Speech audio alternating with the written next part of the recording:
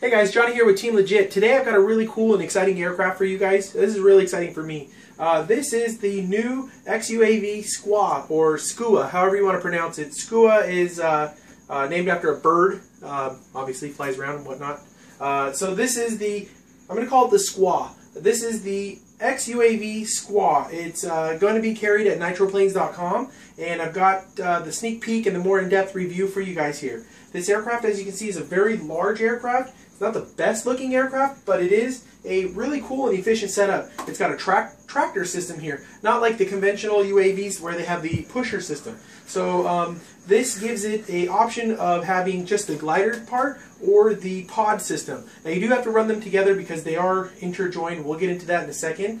Talking a little bit about the power system, it's going to take a 35 millimeter motor here on the front, but I think you can go bigger if you like. It's got a little block here to give you the correct thrust angle for the aircraft for its flying capabilities. And as you can see here, it's got dihedral in the wing. This is a nice, very large wingspan. The wing cord is also nice and thick, so I think this will be a nice and efficient aircraft.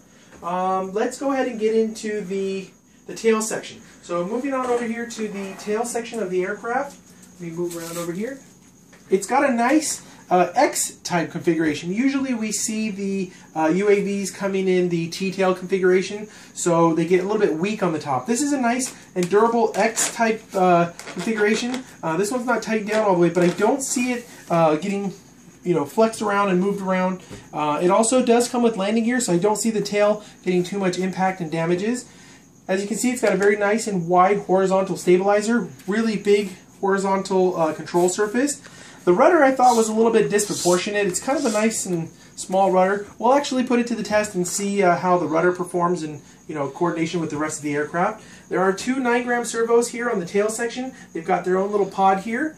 Moving on up, we've got a nice carbon fiber boom, and it's an actually elegant looking boom. It's the woven carbon fiber, so it's nice and durable. You can expect that to be nice and rigid through your flight. Let's move on over to the equipment bay. This is where you're going to put all of your equipment. This will be your autopilot system, your ESCs, BECs, whatever you need to power your aircraft will go in here. The really cool part about it, you've got two hex nuts holding the top canopy into place. So the good thing is you don't have to worry about your hatch or your canopy flying off mid-flight. Once you get everything configured into the top space here, then you can go ahead and coordinate all your stuff and then lock it down. You don't have to mess with it anymore. We've got a 60 amp ESC up here on the top, a BEC. We've got all of our wires and everything for our servo, so we could probably throw our receiver in here and get it all nice and tight and run our antenna wire right through the boom all the way out the back and mount that on the horizontal stabilizer. So I'll go ahead and put the canopy here on the side. Moving on to the actual pod. This is a very big, giant pod to put all of your video equipment. I'm going to go ahead and show you, this is the glass dome that comes with it, and you've got nice ample space here to put a gimbal or a pan and tilt system for your aircraft. Moving on to the sides here, you've got dual hatches. These are actually hinged hatches already cut out for you on the sides of the pod, and as you can see, I can fit my entire forearm into this pod. It also has a little hole in the back here and a hole up here to get airflow moving through here to keep it nice and cool and keep your batteries nice and cool. But you can definitely load this aircraft down. Again, another nice touch is the landing gear. So you've got your landing gear down there on the bottom for those takeoffs on the actual concrete runways and nice hard pack runways. Okay, so another really cool feature to this aircraft is you will not need any glue to put this aircraft together. Everything is screwed together.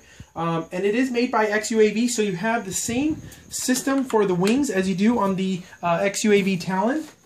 You simply slide the wings off, or in installation purposes, you slide the wings on to the carbon fiber spars, and there's going to be two hex screws right here. When you tighten these hex screws down, there's a clamp that actually clamps down onto the main spar. Speaking about the main spar, you've got 3 carbon fiber spars strengthening up this wing. You've got the 2 smaller one, the 1 larger one, and then you've got carbon fiber spars within the entire wing. Let me get the other wing off so I can balance this out on the table here. So again, going back to no glue required, and to show you how this aircraft separates the two pods, you would simply remove these carbon fiber spars, and you can detach the top pod from the bottom for easy transportation, or if you have that aerial system where you want to get some front shots and maybe you want to change it around to a different pod, you can get a different pod and attach that to the bottom. So if you guys enjoyed this review, make sure you guys click the like button. I want to thank Nitroplane for providing me the aircraft to give you guys a more in-depth review. And for future updates on this aircraft and other products, don't forget to click the subscribe button. My team and I are going to install FPV gear into this aircraft and push it to its very, very limits. We're going to try to do a pretty epic adventure with this particular aircraft. So for that, stay tuned. I'm Johnny with Team Legit. Thanks for watching.